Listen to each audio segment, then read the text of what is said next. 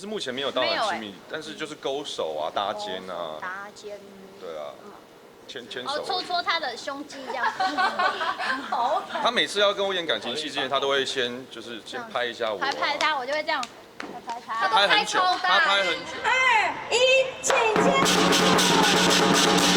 这个压力是来自于，就是如果真的有是也没关系，但近期先不要，因为我们现在还在拍戏，毕竟现在目前剧中是没有得到怀孕的这个角色，没有怀孕的这件事情，怀孕应该是生生世世的事，生产嘛，那应该生生世世。那因为这一档没有，然后我觉得那个后续的效应会有点太大。明后年再来吧，孩子，先去排别人的队。我觉得就是我们现在是随缘，但是近期是努力避免。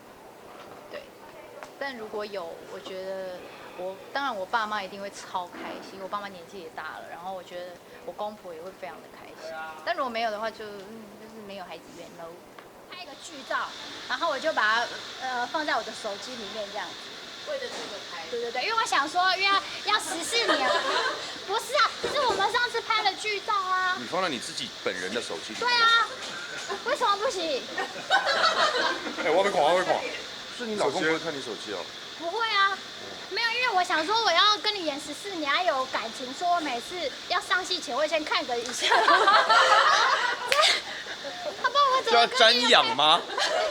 我来了，现在我来跟你演戏了。我要怎么跟你演14年感情啊？一次合作，然后那时候我们定妆的时候，他们就有先拍剧照，然后让我们去附近的公园，就要拍一些就是比较亲密的，然后靠在他的那个肩膀上。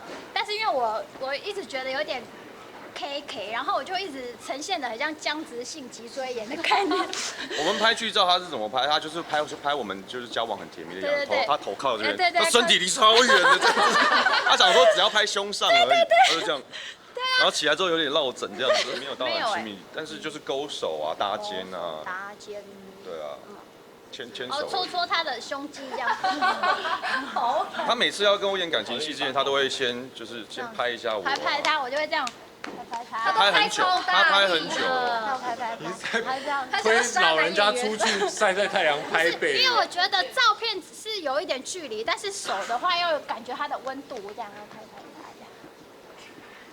他拍你的狗的肚子。我的狗是这样摸的。哦。这样拍它。他会觉得他对我做了这些举动，感觉可以比较入戏。对。我也是第一次遇过一个女演员是这样的方式。